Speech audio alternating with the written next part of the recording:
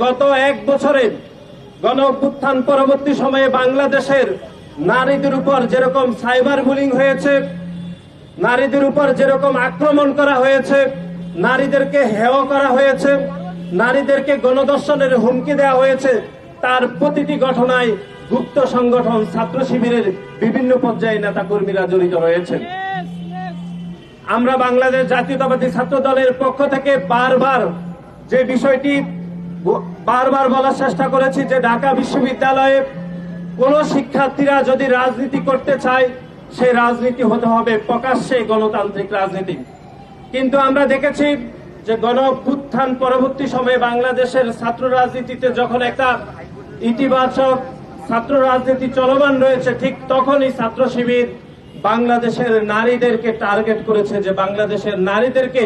রাজনীতি থেকে দমিয়ে দেওয়ার জন্য।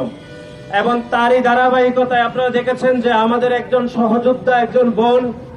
তিনি সংক্ষুব্ধ হতেই পারেন। বাংলাদেশের যে কোনো নাগরিক যে কোনো বিষয়ে তিনি মহামান্য হাইকোর্টের নিকট তিনি একটি রিট পিটিশন দায়ের করেছেন। শুধুমাত্র সে অপরাধে ছাত্র শিবিরের গুপ্ত শিবির, যিনি জৌরলক হলের একজন সাধারণ শিক্ষার্থী বেশে গুপ্ত রাজনীতি করেছেন, যিনি তার সামাজিক যোগাযোগ মাধ্যমে বলেছেন যে ছাত্র শিবির ব্যতীত তিনি কোন রাজনৈতিক দলের সমর্থক নয়, সেই রকম একজন ব্যক্তি আমাদের সেই সহযোদ্ধা বোনকে পদযাত্রা করে গণধর্ষণের হুমকি দিয়েছেন। কিন্তু আমরা দেখেছি সেই হুমকি দেওয়ার পরে সেই গুপ্ত সংগঠনের যিনি সভাপতি রয়েছেন ঢাকা বিশ্ববিদ্যালয়ে, যিনি পূর্বে দীর্ঘ সময় ধরে ছাত্রলীগের রাজনীতি করেছেন, ছাত্রলীগের বিভিন্ন পদ পদবিতে ছিলেন, তিনি গণমাধ্যমের সামনে বললেন যে আলী হোসেন নামের যে সাধারণ গুপ্ত শিবির সে আমাদের কেউ না, তিনি তার ভাষায় বলেছেন। তারই পরক্ষণে আলী হোসেন সামাজিক যোগাযোগ মাধ্যমে বলেছেন যে আমি কোন রাজনৈতিক দলের সাথে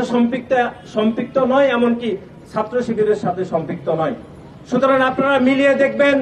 যে ছাত্র শিবিরের ঢাকা বিশ্ববিদ্যালয়ের সভাপতি জনাব ফরহাদ যে বক্তব্য দিয়েছেন তার কিছুক্ষণ পরেই সামাজিক যোগাযোগ মাধ্যমে আলী হোসেন একই বক্তব্য দিয়ে প্রমাণ করেছেন যে জনাব ফরহাদ গত 5 বছরে যেরকম গুপ্ত রাজনীতি করে, ছাত্রলীগের সন্ত্রাসের রাজনীতি করে যেভাবে ছাত্র শিবির হিসাবে আত্মপ্রকাশ করেছেন, ঠিক একইভাবে আলী হোসেনও আমার বোনদেরকে গণধর্ষণের হুমকি দিয়ে তিনি গুপ্তভাবে ছাত্র শিবিরের রাজনীতি করে তিনি বিভিন্ন হেকমত দায়ের করে তিনি ঘোষণা দিয়েছেন তিনি ছাত্র শিবিরের রাজনীতির সাথে সম্পৃক্ত নয়। আমরা আজকের এই মানববন্ধন থেকে স্পষ্টভাবে যেটি ঘোষণা দিতে চাই যে ঢাকা বিশ্ববিদ্যালয়ের গুপ্ত যে ছাত্র শিবির আলী হোসেন, তিনি তার সামাজিক যোগাযোগ মাধ্যমে প্রকাশ্যে ঘোষণা দিয়েছিলেন যে তিনি ছাত্র শিবিরের রাজনীতির সাথে সম্পৃক্ত। এমনকি তার সামাজিক যোগাযোগ মাধ্যমে আপনারা দেখেছেন, গণমাধ্যম থেকে আমরা দেখেছি তিনি জামাতি ইসলাম এবং ছাত্র শিবিরের বহু প্রোগ্রামে তিনি অংশগ্রহণ করেছেন। তারপরেও গুপ্ত সংগঠন ছাত্র শিবিরের বিভিন্ন পর্যায়ে নেতাকর্মীরা এই গুপ্ত আলী হোসেনকে শুধু বাঁচানোর জন্য, তাদের গুপ্ত রাজনীতিকে বাঁচিয়ে রাখার জন্য তারা সেটি অস্বীকার করছেন। সুতরাং আজকের এই মানববন্ধন থেকে আমরা স্পষ্টভাবে যেটি বলতে চাই সেটি হচ্ছে গত এক বছরে গণ অভ্যুত্থান পরবর্তী সময়ে বাংলাদেশের নারীদের উপর যেরকম সাইবার বুলিং হয়েছে, নারীদের উপর যেরকম আক্রমণ করা হয়েছে, নারীদেরকে হেয় করা হয়েছে, নারীদেরকে গণধর্ষণের হুমকি দেওয়া হয়েছে, তার প্রতিটি ঘটনায় গুপ্ত সংগঠন ছাত্র শিবিরের বিভিন্ন পর্যায়ে নেতাকর্মীরা জড়িত রয়েছেন। আমরা বাংলাদেশ জাতীয়তাবাদী ছাত্র দলের পক্ষ থেকে বারবার যে বিষয়টি বলার চেষ্টা করেছি যে ঢাকা বিশ্ববিদ্যালয়ে কোন শিক্ষার্থীরা যদি রাজনীতি করতে চায়